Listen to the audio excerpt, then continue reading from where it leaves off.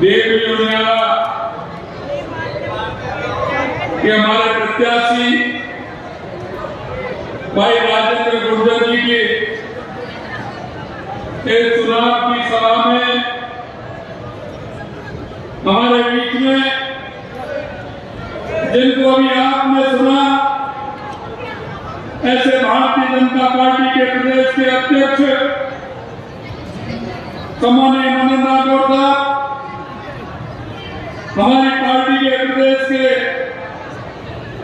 महामंत्री और इस विधानसभा के प्रभारी, भीलवाड़ा के सांसद सम्माननीय दामोदर जी अग्रवाल साहब, कैबिनेट में मेरे साथी और इस जिले के प्रभारी भाई हीरालाल नागर साहब, आपके जिले के रहने वाले कैबिनेट में मेरे साथी भाई कन्हैयालाल जी चौधरी साहब, पार्टी के जिला अध्यक्ष भाई अजीत मेहता जी, हमारे पूरा सम्मेलन जो पार्टी चुनाव मैदान में जाती है तो वो अपना घोषणा पत्र या संकल्प पत्र लेकर के जाती है और वो जनता के बीच में जाकर के कहती है कि अगर हमारी सरकार आती है तो हम आपके संकल्प पत्र या घोषणा पत्र के काम जो हमने दिए हम उसको पूरा करेंगे। मित्रों, मैं आपसे एक ही बात कहना चाहता हूं और वो मैं ये कहना चाहता हूं, आप कांग्रेस के घोषणा पत्रों को देख लीजिए और एक बार का घोषणा पत्र नहीं, अरे पहले 5 साल का, उससे 5 साल का, उससे 5 साल का, सभी कांग्रेस ने चुनाव लड़ा है, अपना घोषणा पत्र जनता के बीच में दिया है, लेकिन मैं आपसे कहना चाहता हूं, उन्होंने उस घोषणा पत्र पर 10% भी काम नहीं किया, 10% भी काम नहीं किया। मैं आपको विश्वास दिलाने के लिए आया कि भारतीय जनता पार्टी जब चुनाव में जाती है वो घोषणा पत्र नहीं, अपना संकल्प पत्र लेकर के आती है और संकल्प पत्र लेके जनता के बीच में जाती है। और आपने देखा होगा, चाहे हमारे केंद्र की सरकार हो, चाहे हमारे राज्य की सरकार हो, जब भी हम चुनाव के अंदर जाते हैं तो हमारा संकल्प पत्र लेकर के जाते हैं। मैं आपको इतना विश्वास दिलाता हूं, जो पिछले चुनाव में 11 महीने पहले आपके बीच में आए थे और हम हमारा संकल्प पत्र लेकर के आए थे और वो संकल्प पत्र हर व्यक्ति के पास है, आप उस संकल्प पत्र को देख सकते हैं। मैं आपको कहना चाहता हूं, वो संकल्प पत्र हमारा 5 साल के लिए था, 5 साल के लिए, लेकिन मैं बताना चाहता हूं उस संकल्प पत्र में लगभग 50% काम हमने 10 और 11 महीने में पूरा करने का काम हमने किया है, ये मैं आपको बता रहा था। कांग्रेस के लोग कहते हैं, कांग्रेस के लोग कहते हैं कि 10 महीने में आपकी सरकार ने क्या किया। अरे जनता के बीच में हम जाते हैं, मैं आपको बताना चाहता हूं कि जिस दिन हमारी सरकार को 1 साल हो जाएगा, हम जनता के बीच में हिसाब लेकर के जाएंगे कि हमने हमारे 1 साल में ये हमारे संकल्प पत्र पर हमने काम किया है। और आपने देखा हो, देश के सभी प्रधानमंत्री नरेंद्र मोदी जी जब भी 1 साल होती है, जनता के बीच में पूरा हिसाब लेकर के जाते हैं और अपने काम को गिनाते हैं कि ये काम है। मैं भी आपको विश्वास दिलाना चाहता हूं कि एक काम को हम गिनाएंगे। अरे 10-11 महीने का तो अभी आपने ट्रेलर देखा है, अरे फिल्म तो अभी चालू होने वाली है, चिंता मत करिए। इसलिए मैं कहना चाहता हूं कि आपके बीच में एक ऐसा कार्यकर्ता जो हमेशा आपके दुख और दर्द में हमेशा साथ रहता है, ऐसा हमने कार्यकर्ता आपके बीच में दिया है। आप दिन में जाइए, रात में जाइए, कभी भी जाइए, राजेंद्र गुर्जर जी से मिलिए, सीधा साधे आदमी है, सीधा साधा व्यक्ति है। जब भी आप जाएंगे आपकी बात को सुनेंगे, आपके दुख में और दर्द में हमेशा शामिल होने वाले भाई राजेंद्र गुर्जर को।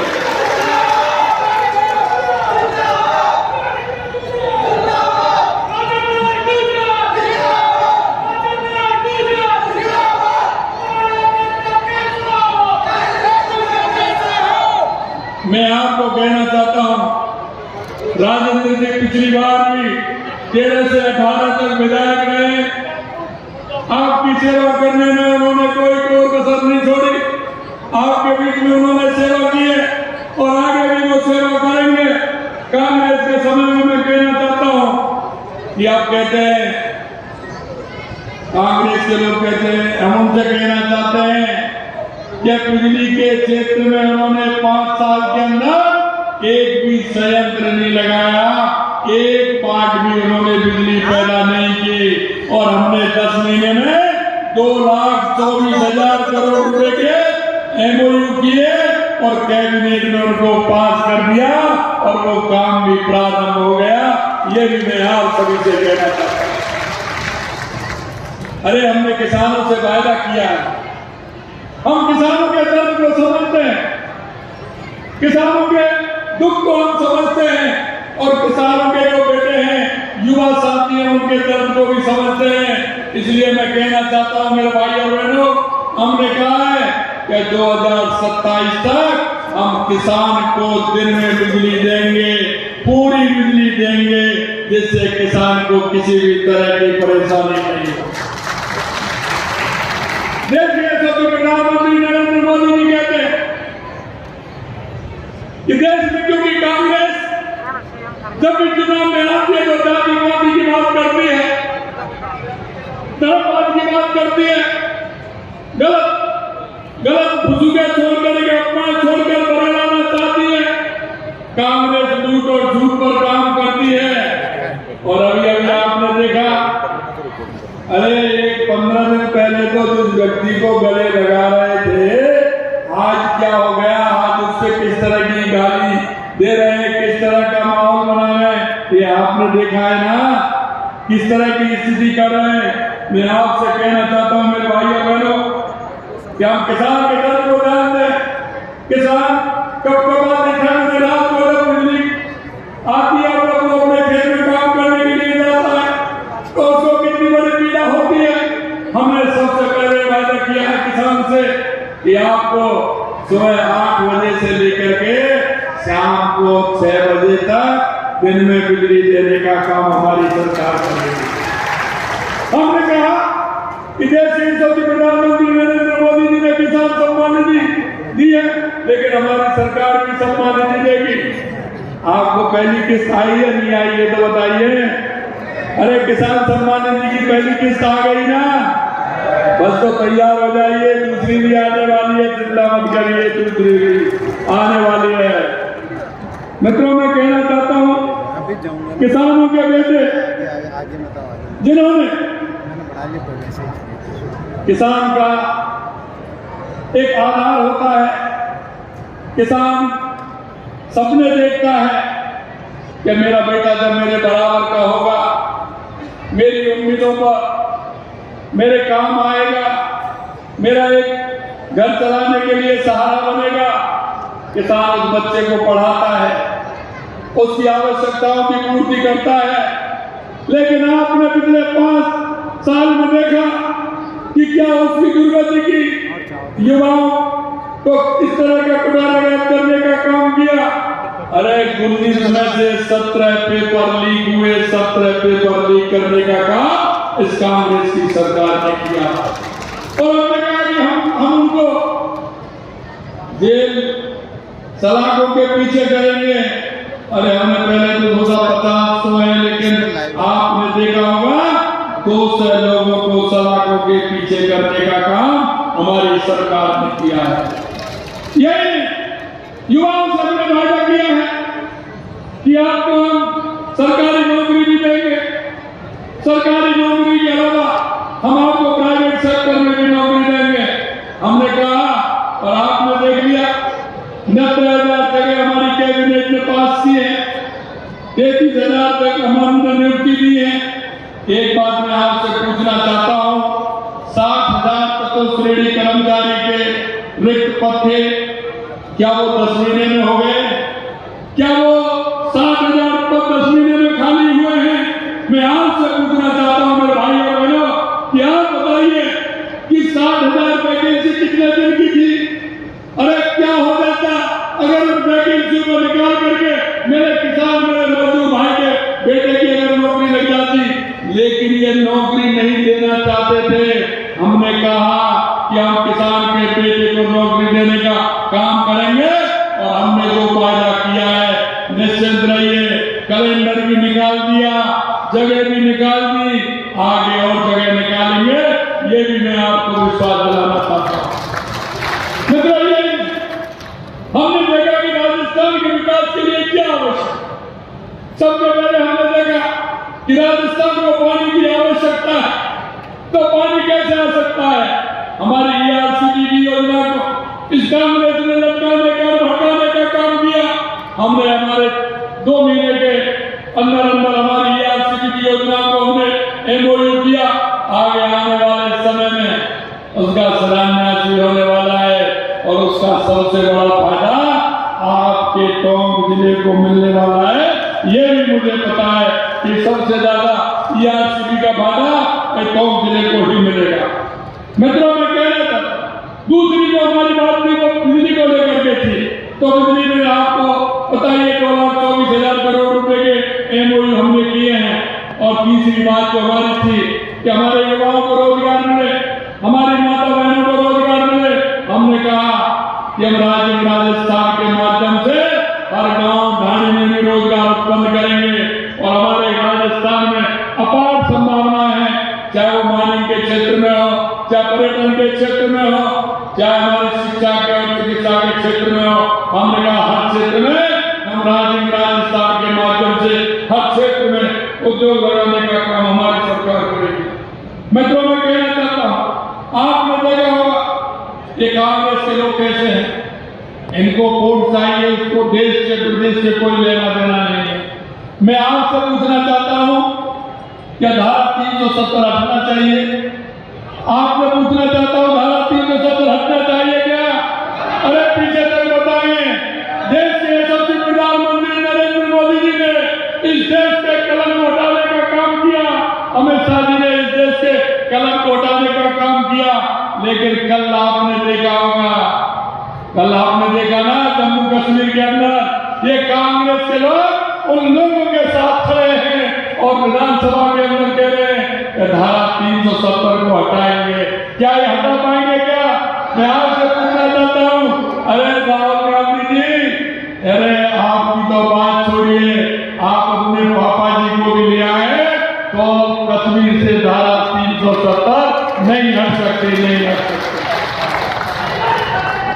और ये किस तरह की बात करते हैं? इन्होंने हमेशा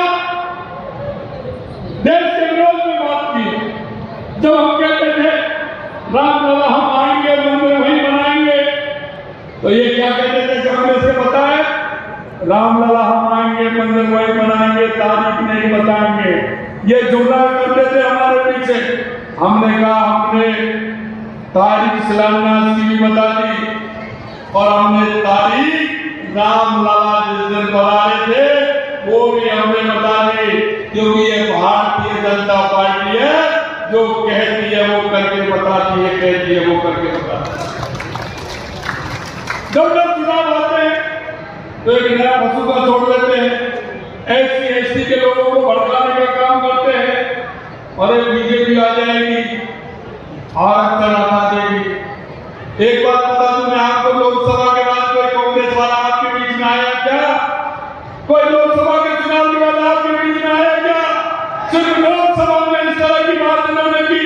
जब जब चुनाव आते हैं SC के लोगों को भड़काने का काम करते हैं। हमेशा कांग्रेस ने भड़काने का काम किया, आपस में जाति पाति की बात की, धर्मवाद की बात की।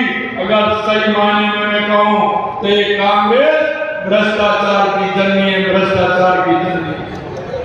आपने देखा हो एक आते हैं कांग्रेस के नेता आते हैं, घुमाते हैं। अरे आपने हरियाणा में घुमा लिया, पहले राजस्थान में घुमा लिया, ये घूमने वाला नहीं है, ये राजस्थान की से जानती है। कई लोग हैं जिन्होंने कांग्रेस में जिस तरह का भ्रष्टाचार किया, अब भ्रष्टाचारियों पर हो रहा है। एक तरफ तो दर्द ये हो रहा है कि उनका भ्रष्टाचार बंद हो गया, और दूसरी तरफ दर्द ये हो रहा है कि धीरे धीरे उन भ्रष्टाचारियों के गिरफ्तार तक धीरे धीरे पुलिस आ रही है, धीरे धीरे जांच हो रही है, तो वो तड़पड़ा रहे हैं। कल मैंने यह सुना था, कोई नेता इस तरह का बयान दे रहे, अरे तुम क्या करोगे, तुम्हारी तो कोई वही नहीं है, कोई पॉलिसी नहीं है, तुम कुछ नहीं कर सकते। मित्रों, मैं कहना चाहता हूं, हमारी सरकार ने जो कहा वो आपको करके दिखाया। हमने आपसे कहा था कि डीजल पेट्रोल हम सस्ता करेंगे, तो पहली बार आपने देखा होगा 7 रुपए 57 पैसे और 6 रुपए 40 पैसे हमने पेट्रोल डीजल पर कम किया। यही नहीं, हमने कहा गरीबों को हम 450 रुपए में सिलेंडर देंगे, हमने 450 रुपए में सिलेंडर देने का काम किया। सामाजिक सुरक्षा पेंशन बढ़ाने का काम किया। यही नहीं, मैं आपको कहना चाहता हूं, जिस तरह से कांग्रेस ने भ्रष्टाचार किया उसे उजागर करने का काम हमारी सरकार कर रही है। मैं आपसे इतना ही निवेदन करना चाहता हूं कि आप सभी लोग ये अपनी, क्योंकि कांग्रेस अपनी हार के डर से खोखलाए हुए हैं, प्रदेश में इस तरह की ये बात करते हैं। आज तो लोग नफरत की भाषा बोल रहे हैं, वो तब मुंह पर टेप चिपका कर बैठे थे जब सरेआम कन्हैया लाल की हत्या हो गई थी। अब तो अपराधी जो अपराध छोड़ रहे हैं, राजस्थान छोड़ रहे हैं। हमने कहा कि जो बेईमान होती थी कांग्रेस के समय पर, वो बेईमान नहीं होगी। हमने जिस दिन से एंटी बोर्ड का गठन किया है, हमने कहा अपराधी या तो राजस्थान में आएगा नहीं, आएगा तो वापस जाएगा नहीं। यही मैं आपसे कहना चाहता हूं। मैं अंत में आपसे इतना कहना चाहता हूं, कांग्रेस की जिस तरह की नीयत रही है, कांग्रेस की हमेशा जिस तरह से नीयत रही है, आज भी उसकी वही नीयत है। वो जिस तरह से बांटने का काम करते हैं, मैं आपको इतना विश्वास दिलाना चाहता हूं, भारतीय जनता पार्टी देश के यशस्वी प्रधानमंत्री नरेंद्र मोदी जी के नेतृत्व में ये हमारी डबल इंजन की सरकार है। और ये डबल इंजन की सरकार आपने देखा है, 10 महीने का काम भी आपने देखा है। मैं इतना ही कहूंगा कि जिस तरह से आपने भारतीय जनता पार्टी को विधानसभा के चुनाव में आपने जिस तरह से सहयोग करते हुए और भारी बहुमत के साथ भारतीय जनता पार्टी को जिताया, और अब ये आपके हमारे 7 चुनाव हैं। मैं देख रहा हूं, जैसा कि माननीय अध्यक्ष कह रहे थे, 7 चुनाव में कांग्रेस एक भी जगह आने वाली नहीं है, एक भी जगह आने वाली नहीं। मैं अंत में आपसे इतना ही कहूंगा कि आप इस देवरी उनियारा से विकास की गाथा लिखेंगे। एक मेरे भाइयों बहनों, तुम इस मुल्क के मालिक हो, इस मुल्क के मालिक को एक ऐसा बना दिया, क्योंकि जो मालिक है उसको तो इन्होंने भिखारी बनाने का काम कांग्रेस के लोगों ने किया, और जो भिखारी थे वो आज मालिक बने घूम रहे हैं, मालिक बने घूम रहे हैं। हे मेरे मुल्क के मालिक, मैं आपसे यही कहना चाहता हूं कि उठिए और सोचिए, सोच विचार करके देश के यशस्वी प्रधानमंत्री नरेंद्र मोदी जी के नेतृत्व में जो विकास हो रहा है, उस विकास के आयाम को आगे बढ़ाइए, जिससे कि हमारा राजस्थान विकसित राजस्थान बने, हमारा भारत विकसित भारत बने। उन बुनियादी ढांचों को छूइए और छू करके हमारा जो ये विकास का पहिया जो आगे बढ़ रहा है उसको बढ़ाने का काम करिए। आपने देखा है, देवरी उनियारा के विकास के लिए हमारी सरकार ने जिस तरह से घोषणा की, लगभग पहला बजट होगा ये जो 1000 करोड़ रुपए देवरी उनियारा के विकास के लिए दिया गया है। 1000 करोड़ रुपए दिया गया। शायद मैं कह रहा था, राजेंद्र जी कह रहे थे, हमारे सभी साथी कह रहे थे कि इतना विकास का पैसा आज तक के इतिहास में देवरी को मिला, ना टोंक जिले को इतना विकास के लिए पैसा मिला। अरे मैंने कहा, ये जैसा मैंने पहले कहा कि ये तो टेलर है, विकास की गाथा तो भी चल रही है। आने वाले समय में जो हमारा किसान, हमारा युवा, हमारी महिला, हमारा मजदूर जो भारतीय जनता पार्टी की सरकार से इच्छा अपेक्षा करता है।